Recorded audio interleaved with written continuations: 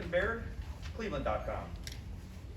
Ryan, there was a point in the game, I can't remember the exact play, it was a throw into the end zone that Chris just missed, and the TV showed you like giving CJ the thumbs up.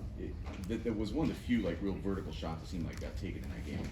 Are you taking enough of those as much as you want to take? Is he seeing those as much as you want to see? I thought the questions today were going to be, are we throwing the ball too far down the field? So that one caught me off guard. No, I think we just have to be smart when the shots are there, that we have to take them. I thought in that spot, the reason I thought he did a great job was he kind of threw where only Chris could catch it. He didn't put it at risk, and then later on, the interception, we just forced it down the field. Throw the ball down the field late is not good. But I think we throw the ball down the field as aggressive as anybody in the country. Can you update us on what the situation is with Jack? And then I guess in relation to that, you talked before about Quinn not really being close to ready to play in a game. Is he any closer now? That seems like he is your third. Yeah, no, he's making progress. He's I thought coming off of the bye, he's been working hard and getting better. He's starting to just look more comfortable walking around the facility, and he's starting to pick up the offense. It's taken a little time for him to pick up the offense, but that's because he just got thrown into it. Didn't have a spring ball, didn't have a preseason. There's a lot to it, and it's hard when you don't get a ton of reps. But he's getting more reps now, and I think you're starting to see him feel more comfortable around the team. Is Jack's suspension just indefinite? Yeah, until we get more information about how things are being handled. Yeah. Okay. Second row right, Joey Kaufman, Columbus Dispatch. Ryan, just to follow up on Jack, is he able to do anything with the team right now? Is he from all team activities? For right now, at least until the end of the week, he's going to be off the team, yes. And what would he have? I know you're looking for more information, but what would you need to see or learn from him to be welcome back? Just to kind of get more information about how things are going to be handled and what the conclusion and the findings are of everything. And so just making sure that we have all the information before we make any decisions about moving forward. And question on Garrett, was not available on Saturday. How is he looking to move more forward in game week? Yeah, looking forward to having a really good week of practice with him and getting him back out there today. And certainly, not having someone like Garrett for a game is, we miss him. So looking forward to having him back this week. Second row left, Bill Landis, The Athletic. Ryan, with Trevion, it seems like maybe the last couple of weeks he's been running really hard, Yeah. and physically, but maybe there are times where he's almost seeking out that contact rather than making guys miss as he was earlier in the year. Like, what's the balance there with the running back? And you're trying to run hard, but maybe you don't run the contact all the time. I think he's running hard, and that's good. And he needs to continue to run hard, like you said. And there's times where you need to make a guy miss. There's times where you're going to make a hard, ugly 3-4 and turn that into 5 and 6. And he's an excellent running back. He's learning. He's getting stronger. Certainly taking care of the football is critically important, and he's going to have to do that again this week. But I've been impressed with how he's been able to handle the amount of carries. Whether we have that happen again this week or not, we'll see. We certainly would like to see them split up a little bit. It's a lot to ask for a young player, but we're getting some of the other guys back that are in that room, and so. But been impressed with how he's been working at it. The run game this week is obviously something we're going to continually work on and try to figure out how to be more efficient in those areas and make sure that we are efficient in our run game. We get 4 yards or more on all of our runs, which keeps us on schedule, which is something that's a huge focus this week.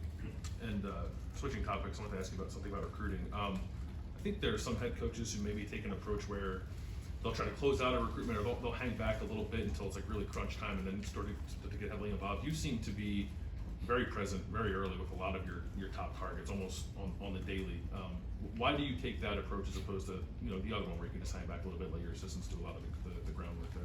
Well, I think at the end of the day, things happen in college football where we've been very fortunate. We've had stability here for a long time, and coaches who have done a great job and have been here for a while. So that's great. I think that's a huge selling point. But at the end of the day, it comes down to, in my opinion, the head coach and the culture that's being cultivated here, and what's the vision? Because somewhere along the line, coaches do come and go. Hopefully, we want all of our guys to stay for the next 15, 20 years. But at the end of the day, when that happens, who's the head coach and what's the culture going to be? Because that's going to stay consistent. And so I just think that that's important in recruiting. And like you said about the different philosophies, I really put it in their court. If you want to do this, if you want to be an Ohio State Buckeye, then let's do this. But it has to come from the recruit and their family.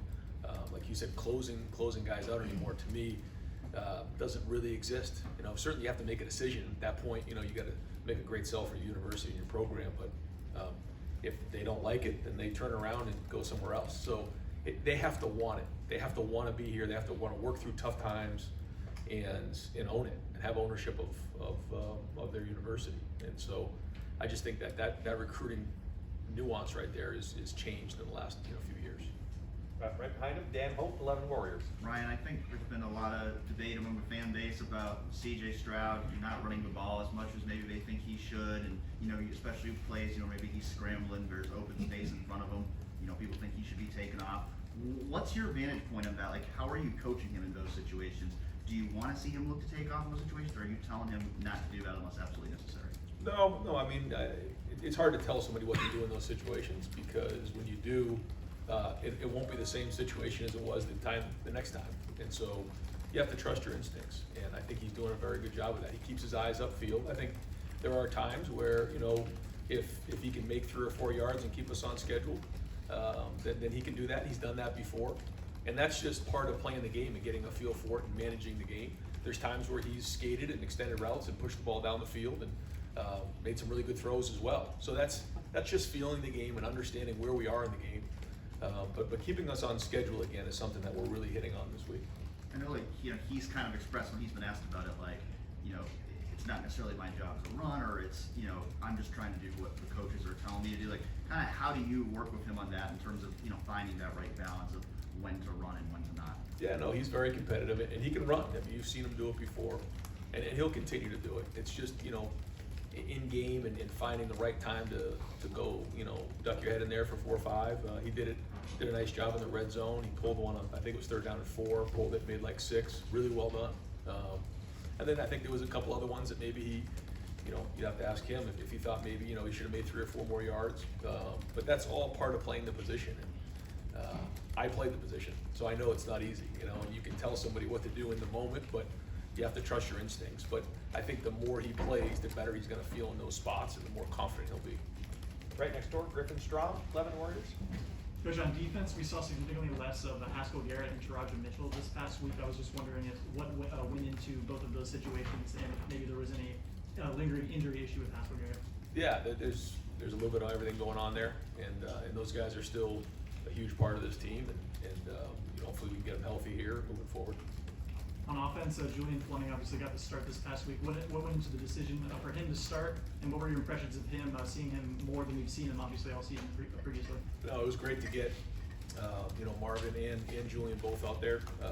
They both, I thought, played well for not having played a whole bunch, and they both have really bright futures here, and really fortunate to have both of those guys as part of this program, because you're seeing what the future is going to be like at receiver, and it's very bright, and both guys work really, really hard, and when given the opportunity, they're starting to show what they can do.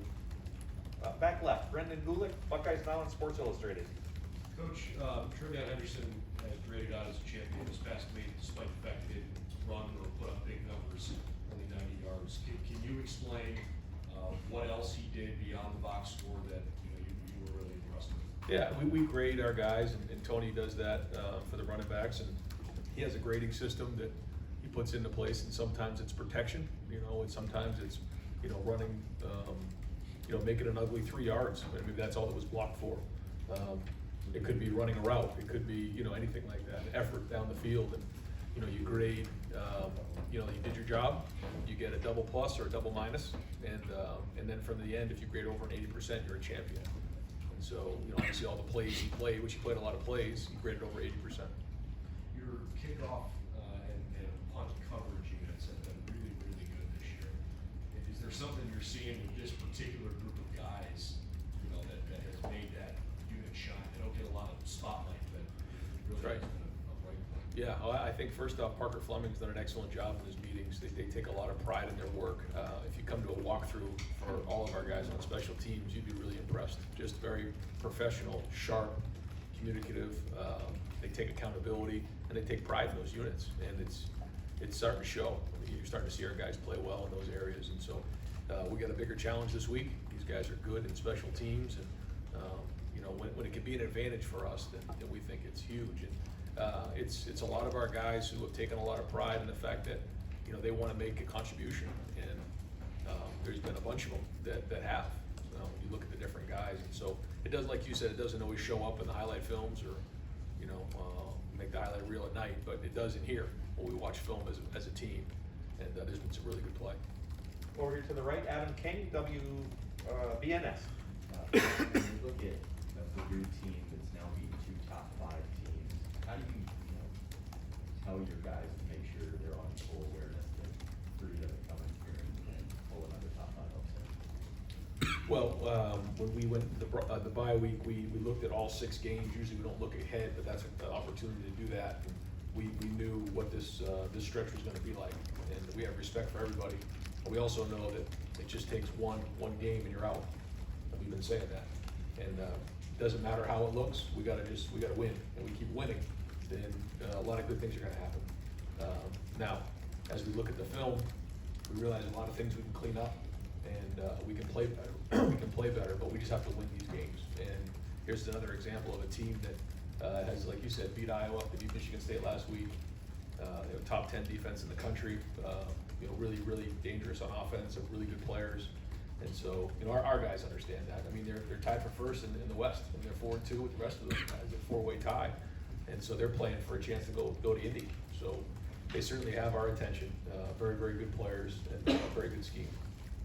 Third row middle, Doug Lamerise, Cleveland.com. This is kind of a math question. You were, after the Penn State game, I think you said a couple times, it was 34-34 running pass. Yeah. As you ran, you seemed to like that balance. Yeah. So against Nebraska, you run 84 offensive plays, 54 pass, 30 run. To have that same balance, you would have had to have 42 run plays. Of the 30 you did run, Trevion had 21 carries, right? If you would have gotten that same balance, how should this offense run 42 run play? How would you get there? Are you comfortable with Trevion having 36 carries? Do you need to use Mayan and Master more? Or do you need CJ taking 8 to 10 carries? Or would 42 be too much? Right. It's a great question. I think when you look at the called plays, they're not always passes. Some of them are run pass options, and if they're loaded up the box. See, I think one of the things that, when you look at the landscape of college football right now, where defenses and offenses are, I've really been thinking about this the last couple of weeks. When you have 3 receivers in the game, defenses have been seeing these type of formations and these spread offenses now for a few years. And so a lot of times there's an extra guy down. Now, how are you going to handle the extra guy? And you can do it a couple different ways. But, Nebraska certainly had an extra guy down a good portion of the game. And so you saw a lot of, RPO stuff where we were, sticking it in there and throwing the ball out. Those were called runs. But when they put another guy in there, we have to spread out the field. Now, we could also get into bigger personnel and just try to run over the extra guy. That's part of it. But and so to answer your question, I think it's a little bit of both. I think yes, we can spread the runs around. CJ having a few carries is a good thing. Usually not designed. Usually if we're reading that extra guy and he's pulling it. Sometimes that extra guy just says hand it off, and you do. But then also having Master involved, Mayan involved, and getting those guys, some of those carries will be part of it as well. And it isn't always going to be that way. Sometimes what you do is you do what you think gives you the best chance to win the game. And if somebody's saying, hey, we're going to put all these guys extra in the box, you got to throw it. If they start to put a 2-shell on it, like some teams have done, then we run it a little bit more. So that's part of it as well. Some of that is the play call. Some of it is the decision of the quarterback to either hand it off or throw it, because that's part of the decision. Is where the offense is with CJ as a run option or a run threat, is this at all similar to what you guys faced in 18 with Dwayne? And at the end of that season, he started to pull a little bit and run against Maryland, and seemed like, oh, okay, this is adding a wrinkle to that offense.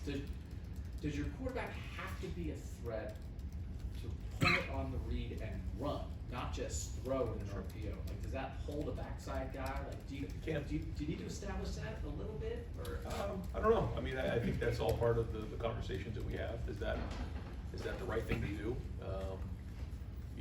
And there's a lot of risk and reward with everything you do that in that area. So we talk about that constantly and try to figure out what the right balance is. And so when the time is right, and we need to do that, we will.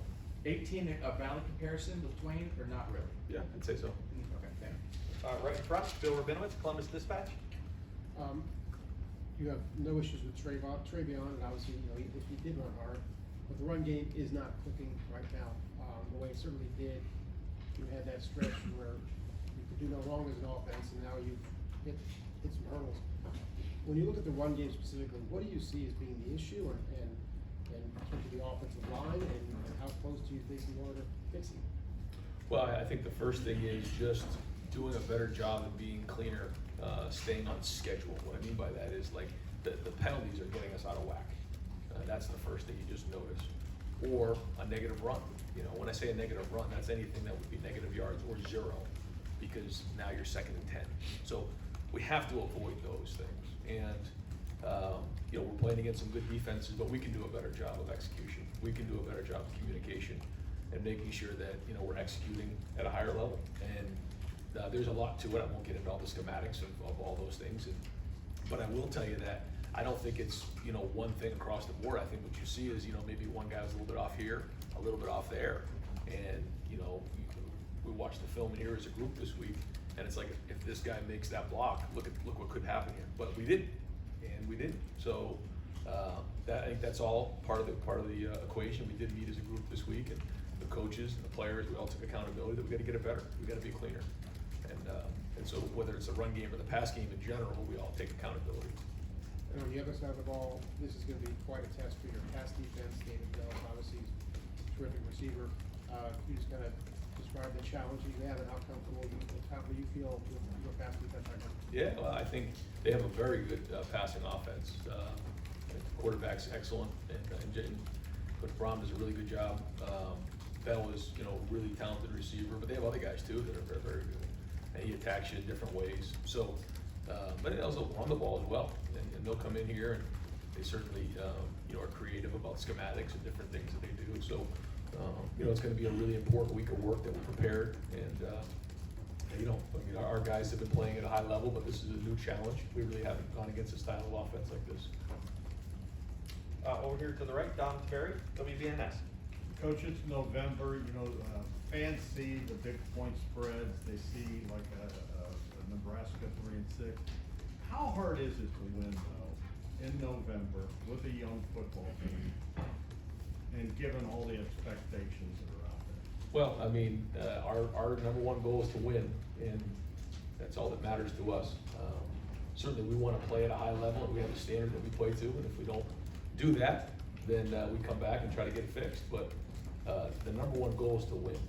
And I think college football could maybe be the only sport in the world where it matters sometimes how you win. We can't get caught up in that, because when you start getting caught up in that, that's how you lose. And so our number one goal is to win the game. And if that means we got to win by 1 point, we win by 1 point. And if we have to apologize for winning by 9 points on the road at Nebraska against a really good team, then life's pretty good. But at the same time, we also have a standard that we need to uphold. And it's about us. It always has been about us. And I would say that we didn't play to a high enough standard in that game. We could have played a lot better. But it was a gritty win on the road, and we're proud of that. We move on. And I think when you see the teams who are playing in November who continue to win, good things happen. Every week anything happens. Michigan State was in the playoff last week when it came out, number 3. Yeah. They're out. The second one comes out tonight. Do you have an argument that you guys should be in the top 4? I mean, It doesn't matter. No, not to me. It doesn't right now, because if we don't win this game, it doesn't matter. What matters is that we continue to win, and then where are we at? At the end of the season, that's what matters. And so I think it's great for college football. I think it brings up a lot of conversation, and that's great. But what did last week matter? Didn't matter anything, because here we are today and tonight, and it'll be the same thing next week. So our focus just has to be on Purdue, and that's all that matters. If we win, we move on, and that's the way it should be. And it's obviously great to be relevant in November, and that's what our guys are fired up about. And I think bringing great energy in November with a young team is a challenge, but looking forward to this game, a 3:30 home game against Purdue, really good team, and that's what it's all about. Front row right, Austin Ward, Letterman Row. Right, maybe this will put a bow on the quarterback phone talk, maybe it won't, I don't know. It feels like this came up with Dwayne at times, as Doug said. Justin's first year as a starter, it came up that he maybe wasn't running enough. Is it just maybe your philosophy that you would rather not have your quarterback running the football that much? Is that a fair way to assess it? I don't know. I mean, guys have run here before, and when it's appropriate, we do. But also, it's clear that we don't run it as much as some of the other places. And I tell people that recruiting, we're not going to come here and just run you into the ground and get you hurt. It's a long season, and we got really good players on offense, and so when the time is right, we need to do it. We got to do it. But at the same time, putting our guys at risk for a long season is not something that we do here, and I believe strongly in that. And the quarterback position is a very important position. But to your point, there's times where you got to get it done. We got to get it done. CJ seemed like he was a little more down after that win than some others, and was harping on the mistakes. What was he like maybe on Sunday or yesterday if you guys got back in and watched the film? Just like I was, same way. We have to, listen, we winning is hard, like we talked about, but at the same time, when you're highly competitive, you take things to heart. You have a vision of what's going to happen, and when it doesn't happen that way, you got to figure out what happened. Let's get this thing fixed. And if you're a competitor, you take ownership of that, you take accountability, and you look within.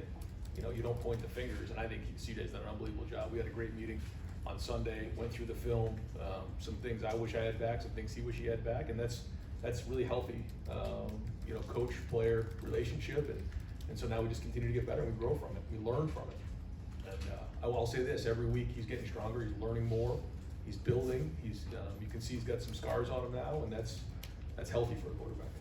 Fourth row right, Rob Aller, Columbus Dispatch. Switch sports for a minute to basketball. You've got, your big guys are really athletic. A handful of them, Tyrique, Nick, Juan, JT, they all play basketball.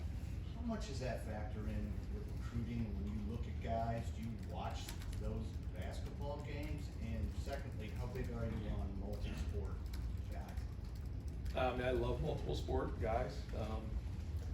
My son was in, I think, 5th grade when a coach told him, you need to decide what sport you want to play. And I almost jumped through the phone at him, I think the more sports you play, the healthier it is. You're learning about how to compete, you're learning how to lose, you're learning how to get better, you're learning about discipline, you're learning so many different things, and you're learning different skill sets.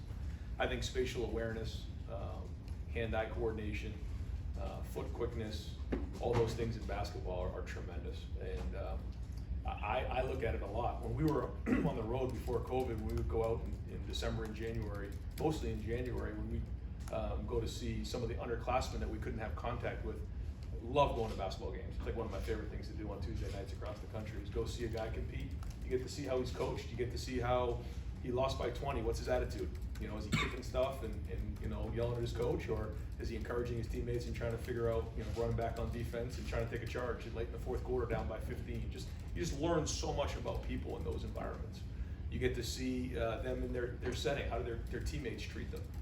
How do they compete? How do they move? I love seeing that. I think you learn a lot about people. Not that it's 100%, but you get a snapshot into kind of who they are. Could your guys beat Rutgers in basketball? Oh, no. They're not as good as they think they are. They think they're a lot better than they are. Second row left, Stephen Means, Cleveland.com. A little more 2018 talk. In 2018, you guys ran a lot of RPOs too, and it didn't seem like that offensive line took well to it very often, so you guys just kind of stopped doing it. How do you think this offensive line is kind of adjusted to that as much as you guys are doing it right now? No, I don't think that, we've been really running a whole bunch of the stretch run that you've seen that's kind of taken over the last couple years and been really good for us. And so that's really good for our offensive line. We have a very athletic offensive line, and when we mix in the RPOs, it just helps with the extra guy down in the box. And then I know you guys have rotated some guys and have tried to get Matthew Jones on the field, and sometimes it's been good injuries, but you just want to get him on the field. But does there come a point in the season where you just need to have 5, regardless of who that is? No, I don't think so. I think it just depends on the situation, who your guys are. Over here to the right, Clay Hall, WSYX. Why is Ruggles so good? Do you ever say anything to him when he takes the field? No, I stay away from him. He came in and from the jump he's been nothing but professional. you know, and that's what you really appreciate about those guys. Jesse's the same way, Brad's the same way, you know, really low maintenance. You know, if you're having to deal with the specialists and having to coach those guys up, that's usually not a good thing. You know, they kind of take care of themselves, and you know, they're kind of on a different program, you know, and they understand that, but they understand how important their job is. And so, you know, and you're gonna need them in November. It's gonna be important. They're playing well, but they gotta continue. Back row right, Spencer Holbrook, Letterman Row. I know Chris asking you about balance on offense, but when you throw 7 or 8 screen passes in a game, and it looks like 54 passes, 30 yards, like, how much of that goes into the balance argument? And is the front screens just part of it? Yes, that's the way that we look at them, yeah. So, you know, the numbers on the stat sheet may look a certain way, but we look at those as runs. So it's a lot more balance than people kind of think. Well, I mean, I don't know what people think, but I can tell you that that's the way we look at it. You know, we try to make them, you know, stretch out, you know, cover the entire field, and if that means throwing a screen pass to Chris Olave or Jackson Smith, or Garrett or somebody on the edge in the perimeter, or even, you know, to Travion, we look at that as a long hand, we call it a long handoff. And it's just, you know, it's a way to get them out in space, and if they make 4 or 5 yards, then that's an efficient play for us, although on the stat sheet, sometimes it shows as a pass. That's kind of how we look at it. It's part of the run game. It seems like at the bye week, all of the pressure on defense, pass rush is coming from the inside in the first 6 games, and the last couple of weeks, it's coming from the outside. Have you seen a change in the way the defensive ends are working, or anything like that, or do you think it's just gaining experience, getting more comfortable where they're at? You know, I think it's just now that we've got everybody together, you know, and everyone's healthy. Now you have some young guys who have some depth, and I think because of that, you know, our D-line is playing at a higher level now. And I think Larry's doing a great job of rolling them. You're seeing a lot of guys play, and so they're playing fresh, and they're fresh in November. I think that's a huge part of it. Time for a couple more. 4th row middle, Pat Murphy, 24/7 Sports. Ryan, coming into this season and this final stretch, you know, there were obviously certain games that people were looking at. Purdue probably wasn't one that the average person circled, especially early in the season. What has made this team good that they can go and upset teams like that and now clearly have your attention? Well, I think it starts with their defense. When you look at their front 7, they do a great job. I mean, statistically, they're one of the top teams in the country. Karlaftis is one of the best defensive ends in the country. He's really strong, but they have a bunch of good players, and I think it starts with the defense. But then on offense, certainly Jeff has done a really good job and has for a bunch of years.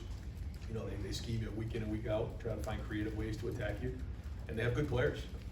David Bell and you know, they have a whole bunch of them. So, you know, I think he's done a really good job. You know, I think maybe last year, I don't remember what their record was, but, you know, coming off of COVID, it's just, you know, there were so many different variables, but they certainly, you know, did a great job in the offseason, kind of regrouping, and then they're a good team. Different topic, but the receivers you guys have, they all seem to be pretty humble, pretty, you know, they're willing to let the throws be spread around. Jackson after the game didn't want to talk a ton about himself, even though he had a game like that.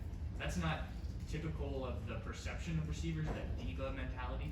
How do you work towards getting those guys, you know, obviously it's in recruiting, but why those guys? Why can you find guys like that then still produce on the field?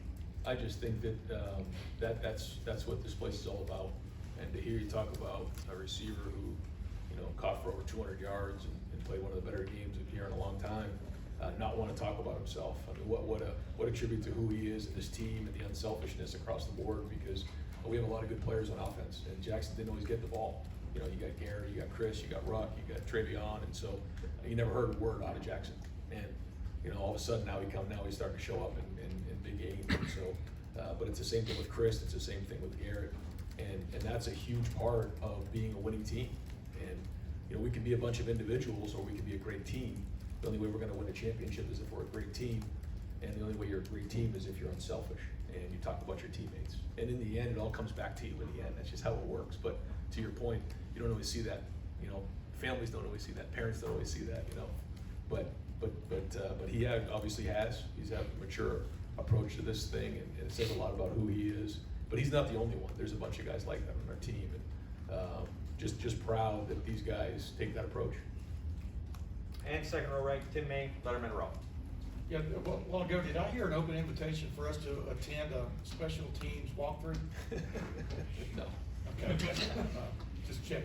Have defenses the last couple of weeks kind of caught up with you guys on the offensive front, you think, a little bit? I mean, some of these backside guys making plays on Travion before he gets to as he gets to the line, et cetera, like that. What have you noticed on video that, you know, are there some changes in the work, so to speak? Yeah, I think the last two defenses we played are excellent defenses, and we have another one this week. And it's just not that easy. If you're not executing really, really well, you know, they can make you look bad. And we have to own that, and we have to understand that we have to execute better. And that's just the bottom line. I think our guys understand that. That's why today's a big practice for us. And the other thing, Jackson having 15 catches that's extraordinary, but is it testament to you that CJ is kind of going where he needs to go with the ball? If you follow my drift, his advancement in that regard, take what they give you kind of situation. How do you look at that from a coaching standpoint? Yeah, I mean, I think a lot of times, like you said, it's wherever the coverage takes you. You know, we have certain reads where, you know, the progression starts in one place and comes right across the board. And if it's there, go get it. If it's not, then you need to progress down. And I think that's something that CJ is excellent at. I think, you know, he gets the 3-4 sometimes really fast. And but you know, a lot of it in that game was Jackson making plays. I mean, he was getting open on the inside, and you know, they were playing a couple coverages where, again, the ball was kind of being forced inside again, and there he was creating separation. And so yeah, I mean, Jackson did a great job, and then CJ did a good job as well. Can I ask one last quickie? Is there any doubt that Tyrique Smith's return has made a difference? I mean, what have you seen from him specifically that's kind of added spark, for one of another term, to that front? I just think production, and that's something where when you're a veteran, you know, you have to produce, especially in November. And you know, he kind of missed some time there in the middle, and so, you know, some of the younger guys got on the field and got a bunch of experience, and so now they're ready to go in the game as well. But you know, Tyrique and some of the other guys, some of the older guys are starting to show up for us. If we want to make a run, the veteran guys have to play veteran. I've always said that. And so he's somebody on a young team that's a veteran guy that certainly, you know, his presence needs to be felt. It was felt last week, and obviously throughout November. Great. Coach, thank you very much.